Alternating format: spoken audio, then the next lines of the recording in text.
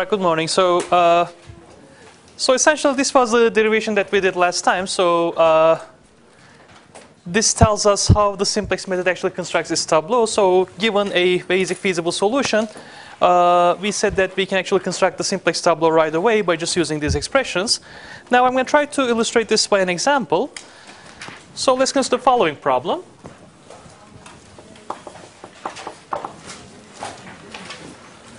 So suppose that I want to maximize 4x1 plus 2x2 plus x3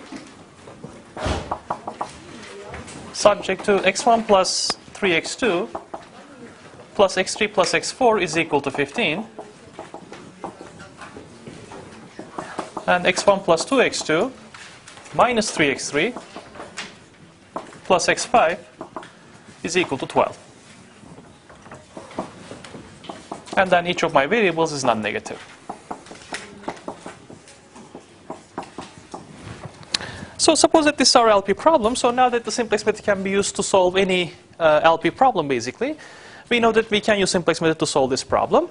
So what I'm going to do is I'm going to try to illustrate that idea on this example. So I'm going to try to construct a simplex tableau directly corresponding to a particular basic feasible solution. And suppose that we're interested in the following. So construct the simplex tableau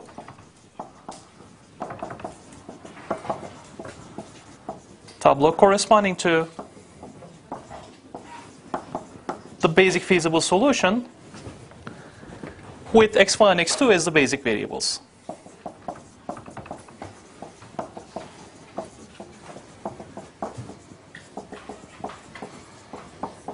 So essentially what I'm interested in is the following. So I'm going to try to construct the simplex tableau corresponding to the basic feasible solution of this problem.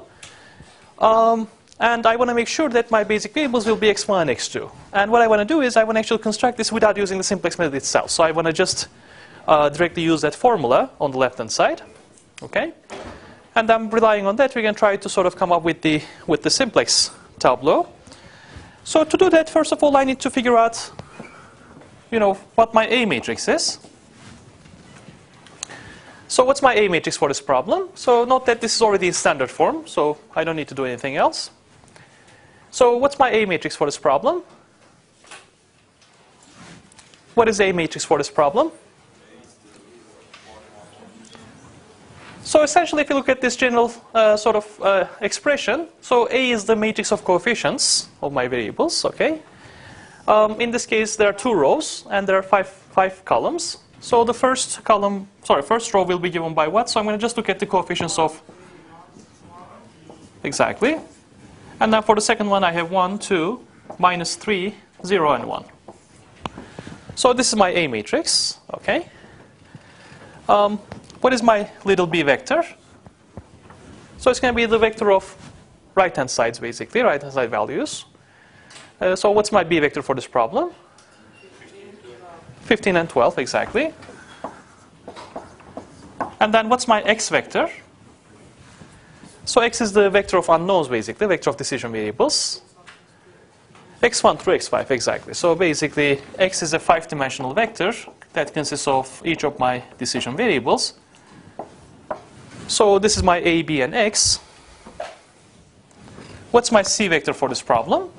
Again, if you look at this expression, so what's the c vector?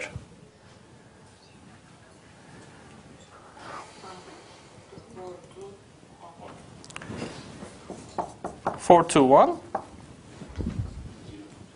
and 0, 0, basically, right? x4 and x5 are also variables, but their coefficients are equal to 0 in the objective function, right? So in other words, number of entries in the C vector is the same as number of decision variables, right? Okay. All right, so now I want to figure out the basic feasible solution in which x1 and x2 are the basic variables. So for that, I need to figure out what my B matrix is. So what's my B matrix in that case? So x1, x2 basic implies that. So what is the corresponding B matrix? So I'm going to look at the columns of A corresponding to x1, x2, basically, right?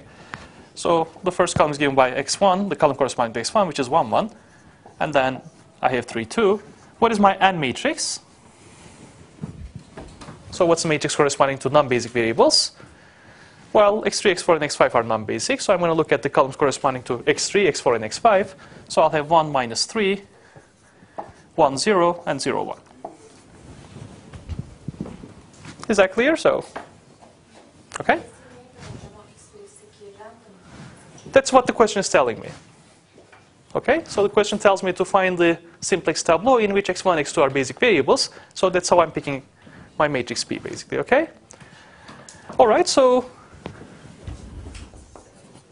what are the basic variables in this case for this solution? So what is xp?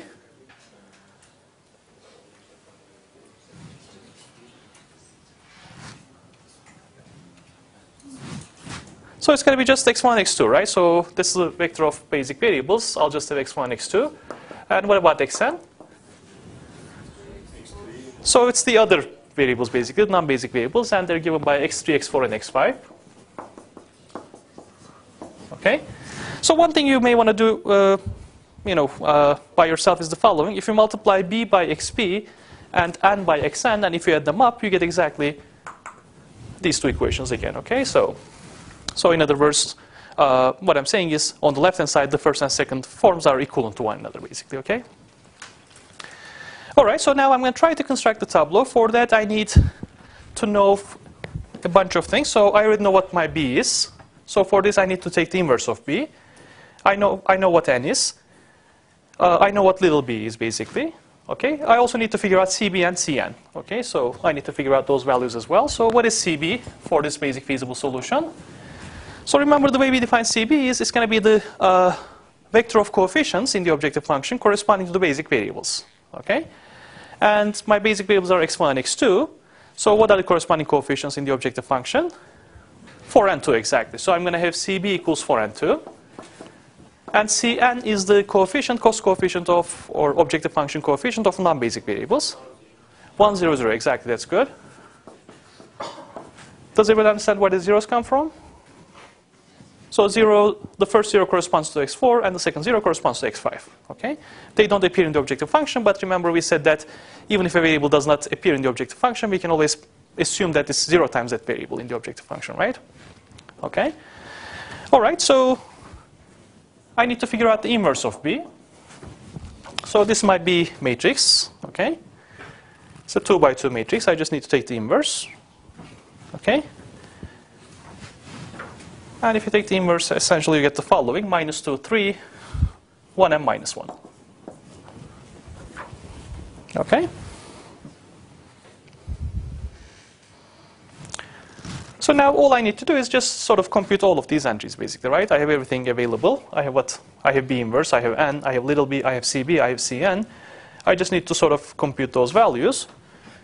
Let me start with B inverse times little b. So what is B inverse times little b? Well, I have minus 2, 3, 1, and minus 1. And I'll multiply it with little b, which is 15 and 12. So what do I get? So I'm going to have minus 30 plus 36, so I'll get 6 for the first entry. 15 minus 12, so I'll get 3. And note that both of them are non-negative, so this is indeed a basic feasible solution, right? So these are the values of x1, x2, basically, right? Okay. All right, what else do I need? For example, I need CB times B inverse times B. But I already computed B inverse B, so I'll just multiply it by CB, and I know what CB is. CB is 4, 2. I'll just multiply it by B inverse B, which is given by 6, 3. And what do we get?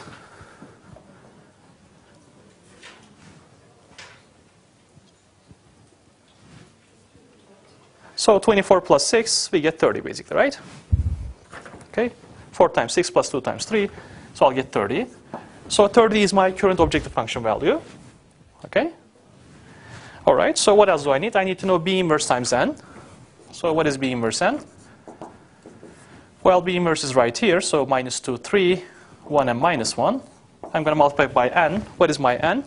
So n is over there, so I have 1, 1, 0 in the first row.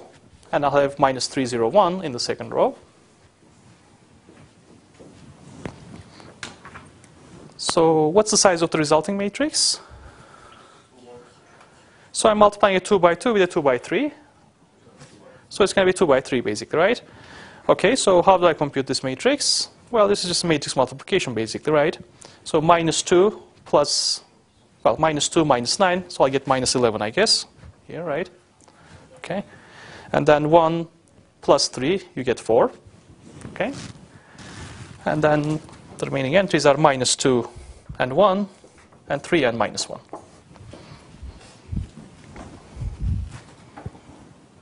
Okay? All right, I also have B inverse n, so if I go back to my tableau, I also need to compute this entry right here, CB B inverse n minus Cn, so let's just do that.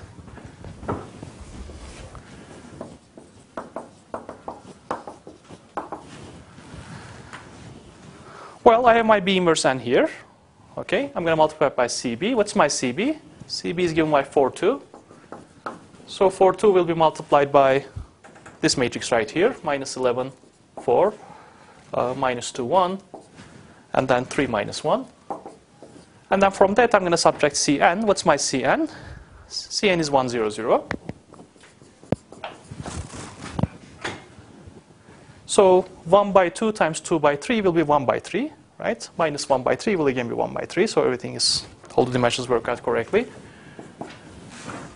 So what do you get? Well, let's just look at the first entry on the left-hand side. So I have minus 44 plus 8. This can be minus 36, and there's another minus 1, so I get minus 37, right? Does everybody see that? So, what about second entry? So I have minus 8 plus 2, which is minus 6. Minus 0 is still minus 6. And what about the third component? So I have 12 minus 2, which is 10. 10 minus 0 is 10, so I'll get 10. So now we have all the ingredients, basically. So we can just go ahead and then construct a tableau. And that's exactly what I'm going to do. So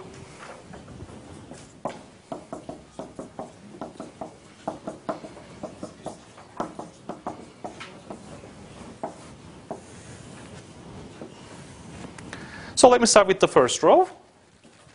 My basic variables are x1 and x2, and underneath x1 and x2, the rows their coefficients are 0, if you just look at the general form. Okay. So what am I going to write underneath x3, x4, and x5? Well, if you just look at the general expression, it's given by CB B inverse n minus Cn, which is exactly this vector right here. Okay. So I'll just copy these entries. I have minus 37, I have minus 6 and 10. Sorry?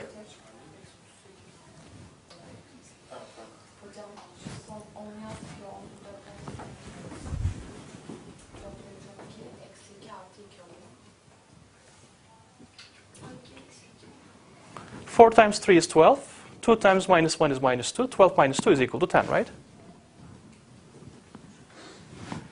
This times this times this, right? Okay. What about the right-hand side value for row 0? So it's given by CB B inverse P. What's CB B inverse P? So it's 30. So right-hand side will be equal to 30, okay? So now I'm going to just write down the rows corresponding to coefficients, so we have zeros here. Underneath x1 and x2, I'm going to have the identity matrix.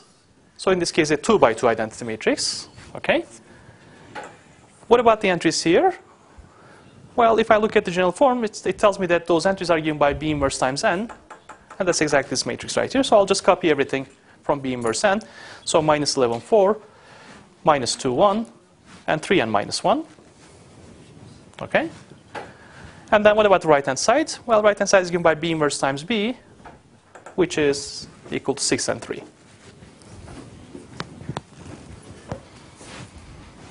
So what have we done so far? Well, I constructed the simplex tableau corresponding to this basic feasible solution without using the simplex method itself. Okay? Now, what's the advantage of doing this? Well, for example, we already started with a solution whose objective function value is 30. Okay, which is better than starting with a solution whose objective function is equal to 0, for instance. Okay, so in other words, this gives us a chance to start with an advanced solution in some sense. Okay, so what I can do is from this point on, I can continue with the simplex method if I like. So I can ask myself, well, is this an optimal solution? Well, this is a maximization problem, so I should be looking for a negative coefficient in row 0, and indeed there are negative coefficients. Okay, there's actually 2 of them. So which means that if I either increase x3 or x4, my objective function value will increase further, basically. Okay? And since x3, this is not a degenerate tableau, right? All the right-hand side values are positive. So as a result, so this is not optimal. So since x3 has a larger negative coefficient, I'm going to enter x3. So x3 enters. And what's the leaving variable? Well, let's just write down the corresponding basic variables. I have z here. What's the basic variable for row 1? What's the basic variable for row 1? So it's going to be x1. What about row 2? x2, exactly. So which variable will leave in this case if x3 enters? Well, you just apply minimum ratio test, basically, right? And what's the ratio for row 1? No ratio because there's a negative entry. What about row 2? 3 over 4. Since there's only one eligible row, that's going to be the leaving variable. So x3 enters, x2 leaves. And then we're going to continue with the simplex method, okay? With the usual simplex method.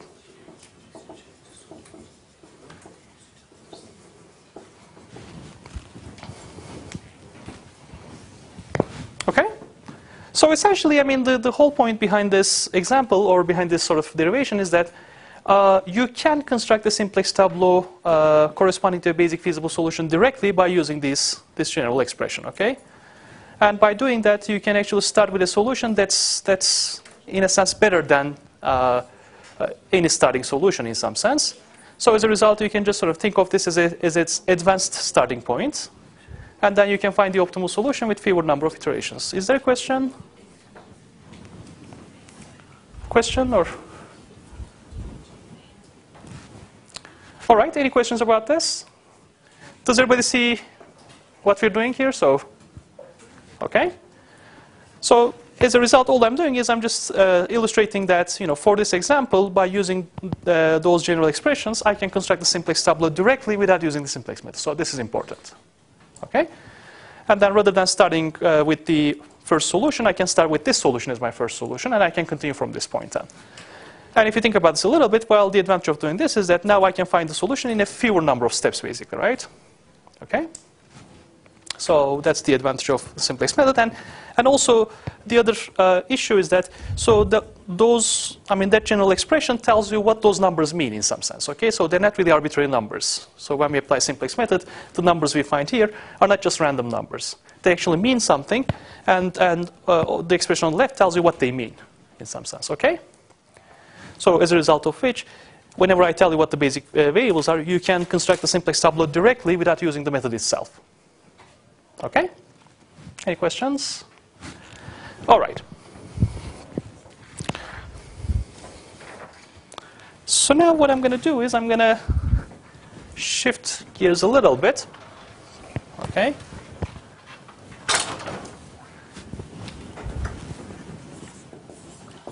So I'm going to look at the case when we're starting with the slack variables.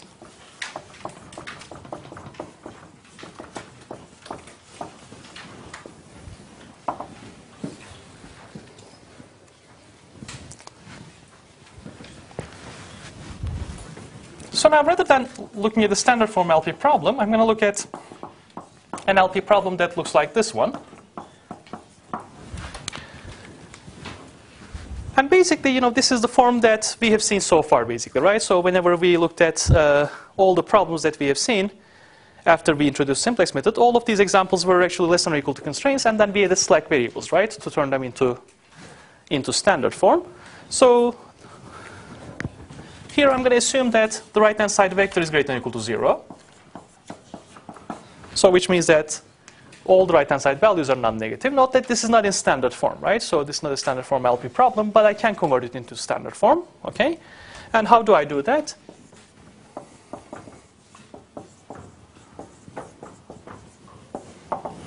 So the only problem in this formulation, in terms of standard form, is that so we don't have equality constraints, right? In terms of my constraints, so I need to turn them into equality constraints, and to do that, I'm going to define a slack variable for each of my constraints, basically, right? And if I do that, I have the following. I'm going to have maximize Cx subject to, I'm going to have a times x. So now for each constraint, I'm going to add a select variable, okay? And I have m constraints, let's say here. So I'm going to have m select variables, basically, one for each constraint. I'm going to call it xs. X is greater than or equal to 0, and xs is greater than or equal to 0.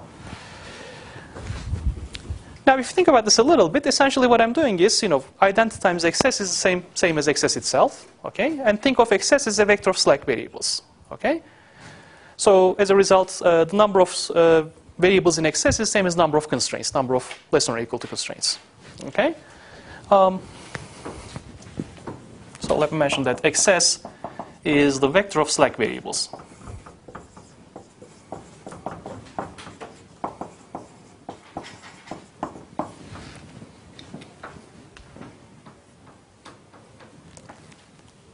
And if you think about this a little bit, this is exactly what we've been doing, right? So whenever we have such a problem, we're first adding a select variable to each constraint, and that's exactly turning the problem into that form.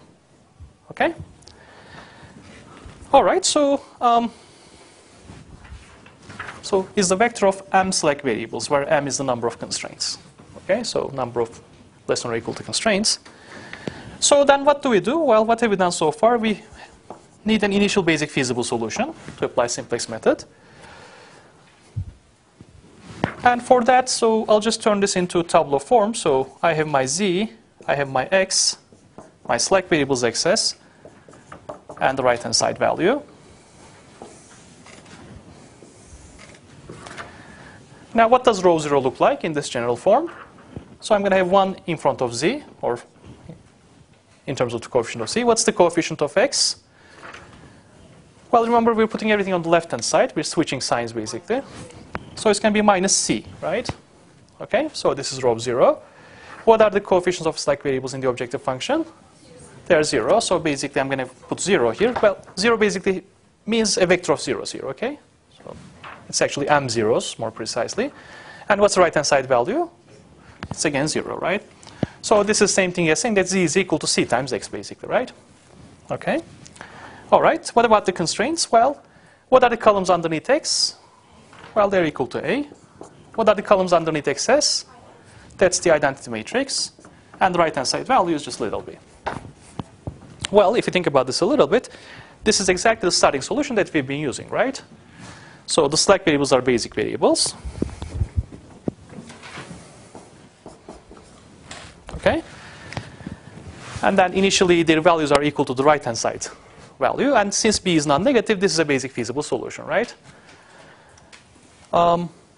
So in all the examples that we have seen so far, this was exactly the starting solution that we had. Does everybody see that?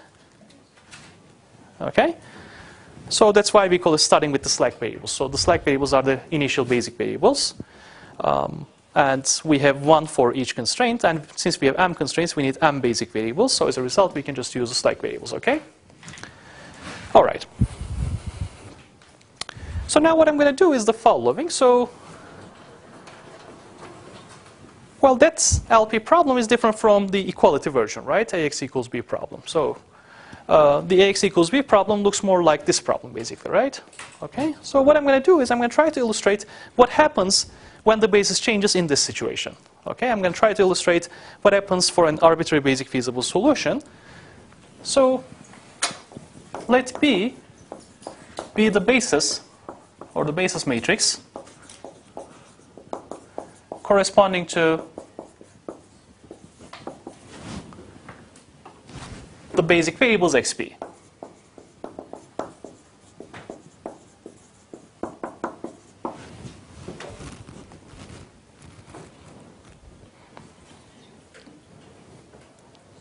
Okay?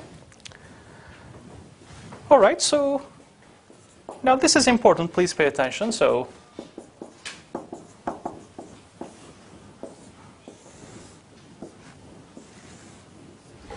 remember in the previous example, whenever we have a basic feasible solution, essentially what we did was we multiplied all of the constraints by B inverse from the left, basically, right? Okay? And if you think about this a little bit, let me just go back to this example. Well, we multiplied everything from B inverse from the left, and that's exactly what we achieved, right? So we started with this, and if I sort of pre-multiply by B inverse, I get identity, which is this one. I get B inverse N, which is this one, and I get B inverse P, which is the right-hand side. Is that clear? Okay. Well, I'll just do the same thing here again. So now I'm going to multiply this whole thing by B inverse from the left. Okay. So what do I get underneath X? Well, I'll get B inverse times A, basically, right? Okay. What is B inverse times A identity? Just B inverse itself. And what's the right-hand side value? B inverse B, exactly. And there's no Z, so as a result, everything will be equal to 0. Okay? All right, so now row 0 is a little bit trickier, so we just need to be careful. So if I go back to this example,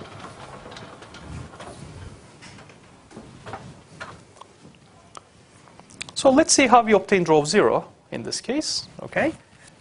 So remember, originally, in the starting tableau, we had minus CB here and minus CN here, right? And the right-hand side value was 0, right? So initially, I have Z minus CBXP minus CNXN is equal to 0. Okay? However, for basic variables, I need to make sure that the entry here should be equal to zeros, right? Okay? And how do we achieve that? Well, what I do is the following. So I take these rows, basically, okay? And each one of them, I multiply by a certain number and add it to row 0. So that's basically how we do it with the simplex method, right? Okay? And, well, what are the multipliers that I use? Well, for example, for the first one, I'm going to use the multiplier corresponding to the first coefficient of CB. Okay? So I'm going to take the first row and multiply by the first component of CB and add it to row 0, and that will make the first coefficient of CB equal to 0, basically. Okay? The same is true for the second coefficient, third coefficient, and so on and so forth. So if you think about this a little bit, essentially the coefficients I'm using are the same as the coefficients that appear in CB. Okay? So in other words, if my CB is given by, let's say, 2, 1, 0, then I'm multiplying the first one by 2 and adding to row 0, multiplying the second row by 1 and adding to row 0, and so on and so forth. Okay? So as a result, essentially what I'm doing is the following. So I'm taking this matrix, okay, I'm multiplying by CB from the left, and I'm adding it to row 0. Okay? And if I do that, well, CB times identity is equal to CB, and minus CB plus CB is equal to 0. Okay? Over here, I have CB times V inverse N, minus Cn, well, that's exactly what I have here. And originally I had 0 here, and CB times V inverse P is exactly what I have over here. So essentially, to obtain row 0 coefficients, I'm just multiplying everything starting from row 1 to row M by CB from the left and adding it to row 0. Okay? So that's exactly what I'm going to do here. So I'm going to multiply everything from the left by CB and add it to row 0. Well, let me just go back to my initial basic feasible solution. So originally I had minus C here, okay? So I'm going to multiply row 1 through row M by CB. So I have CB times V inverse A, and I'm going to add it to row 0, okay? So what do I get? Well, CB B inverse A minus C, basically, right? Okay?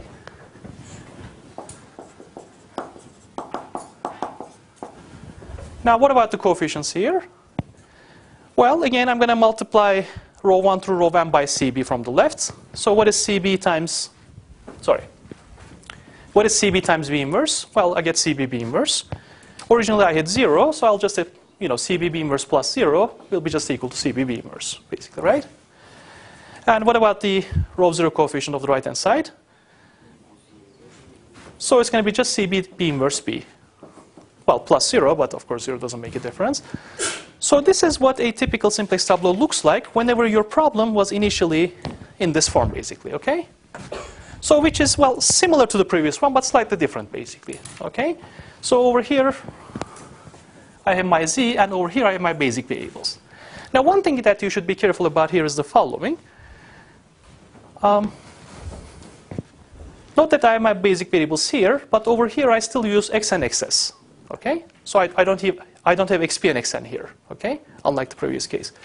And the reason for that is the following. So whenever I talk about basic variables, well, some of them actually will come from these variables, and some of them will come from these variables in general, okay? So in other words, my XP variables are distributed somewhere in between. So they can come from X and they can come from XS. So I'm not actually separating basic and non-basic in terms of the columns. But what I'm saying is that so xp can contain, a number of variables from x and a number of variables from xs. For example, in the original solution, xp is the same as xs, so xp only contains the slack variables. Okay, but in later solutions, whenever we do simplex iterations, there are leaving variables, entering variables, and so on and so forth. So as a result of which, at some intermediate stage, xp may contain some variables from here and some variables from here as well. Okay. But the important thing is the following. So if you start with an LP problem or in the form which is on the top left, then this is what the typical simplex tableau looks like. Okay? So which means that once again, by using this formula, I can set up the simplex tableau corresponding to any basic feasible solution, if you give me a problem in that form. Okay? That's important. There are some important observations here. For example, if you look at the entries underneath the slack variables, well, it just gives me B inverse basically, right? Okay? So which means that I can just read B inverse directly from this tableau. Okay, so that's important. Let me go back to this example.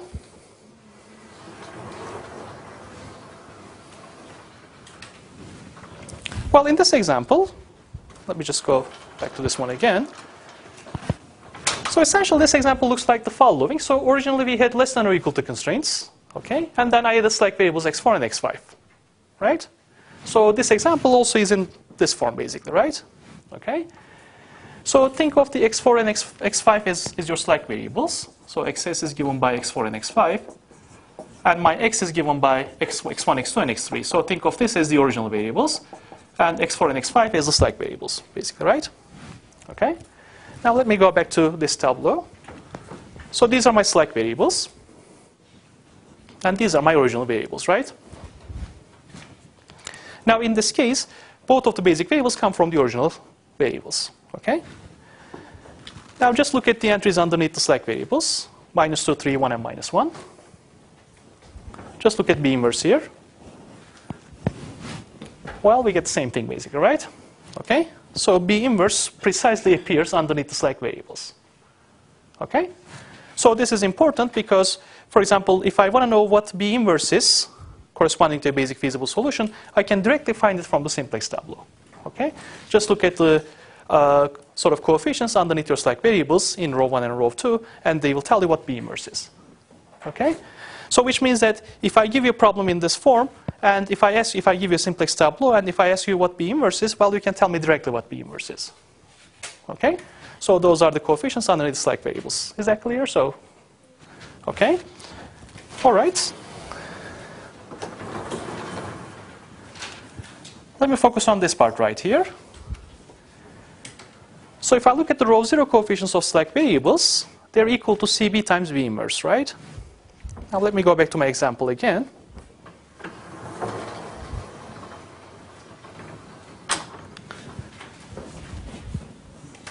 These are the row 0 coefficients, which are -6 and 10. And let me compute what CB B inverse is. So what is CB times B inverse? Well, my CB is given by 4, 2. And my B inverse is given by this matrix right here. So -2, 3, 1, and -1. So what's the resulting solution? So I have -8 plus 2, which is equal to -6. Well, which is the same as the first coefficient there. And I have 4 times 3, 12, minus 2 is equal to 10. Well, that's exactly the second coefficient, right? Okay?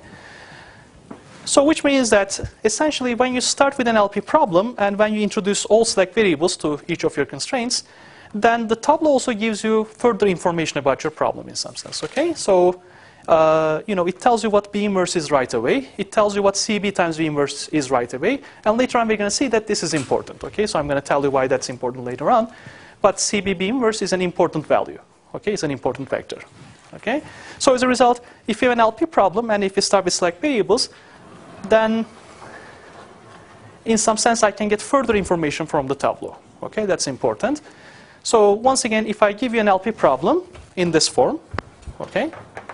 And then if you introduce slack variables for each of the constraints, and then if I give you any tableau, and if I ask you what B inverse is, you can now tell me what exactly B inverse is, okay? Without computing B itself, basically, or taking inverses, okay?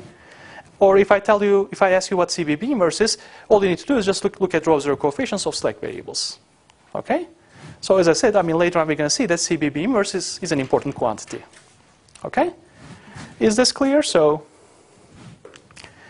one quick question, so that's important. Has everybody understood how we obtained row zero coefficients? Okay? So once again, all I'm doing is I'm multiplying row 1 through row m by CB. So I have CB times the inverse A. And I'm adding it to the original row 0. So that's why I have CBB inverse A minus C over there. Then I multiply CB by B inverse. And I'm adding it to 0. Well, I get CBB inverse. And I have CB times the inverse B plus 0, which is equal to CBB inverse B. Okay? So if you think about this a little bit, this is exactly what the simplex method does, basically. Okay? So whenever we do a pivot, this is exactly what simplex method is doing behind the scenes in some sense. Okay? Questions? All right, so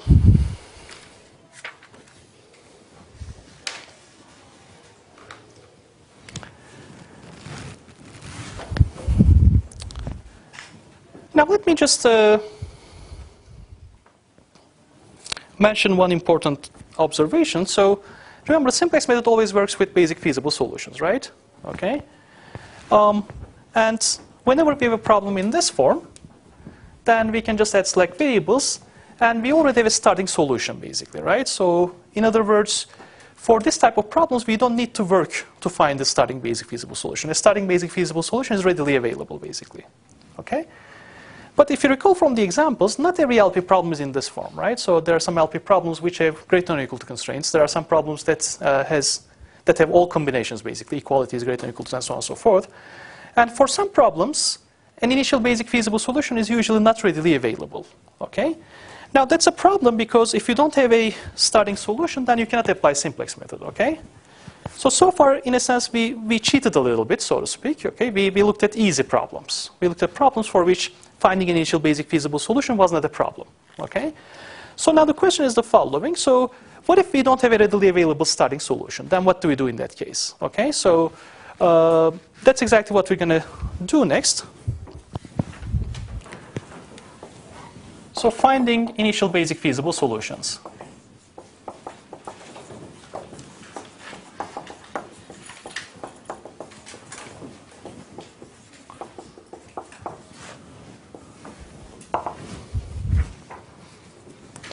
And there are two ways of doing it. So the first one is called the Bigam Method. And I'm going to explain what that means in a minute.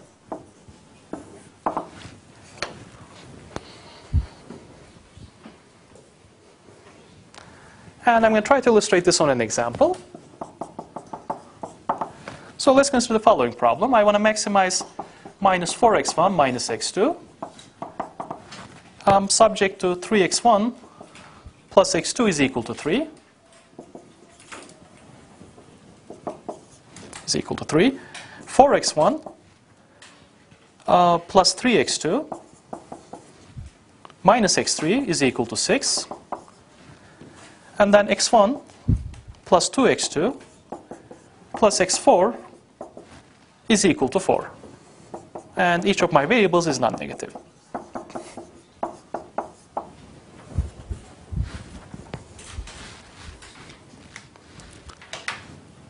Now this is a problem in standard form already. So we have equality constraints, non-negative variables, right-hand side values are non-negative.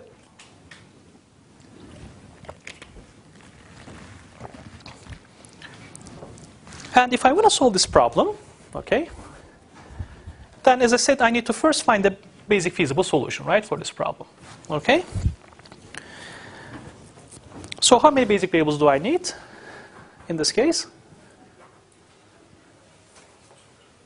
Well, this is easy. How many basic variables do I need?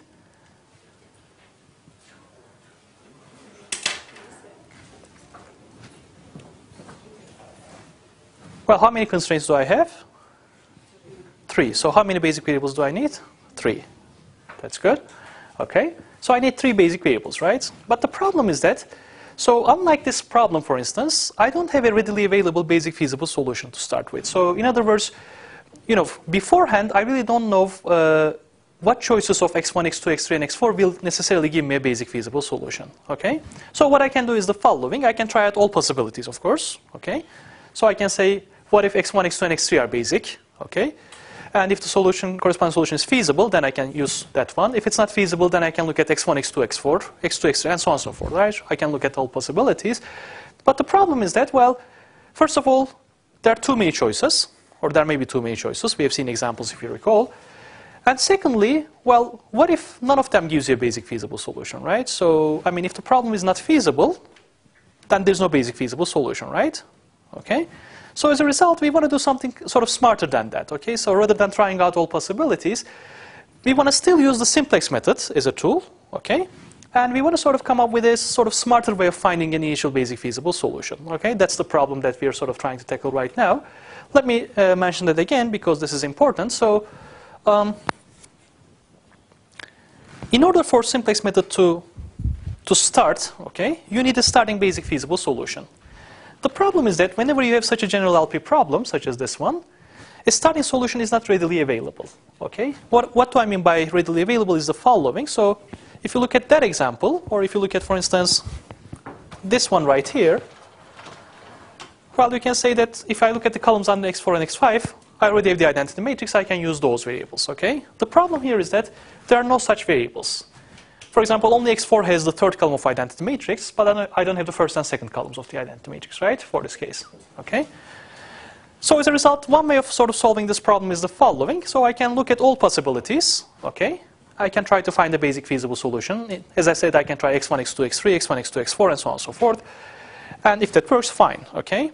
And we know how to construct a simplex tableau corresponding to a basic feasible solution.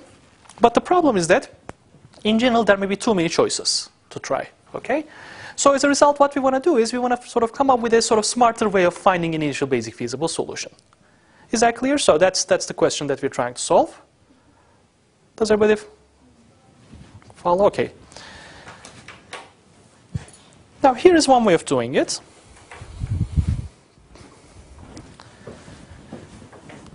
So once again, if I look at my problem, well, I already have the third column of the identity matrix. And if I had the first column and the second column as well, then I could have used those variables, right? That's essentially what we did for that problem, for instance, or what we would do for that problem.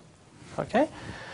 So as a result, well, since the problem is not in the form that I want it to be, I will turn it into the form that I want it to be. Okay? And how do I do that? Well, I'm going to define new variables. I'm going to introduce new variables. So I already have the third column of the identity matrix for x4. Okay? So I'm going to use x4 as my third basic variable. Okay? And I need the first and second basic variables, right? I need a basic variable for row 1 and for row 2.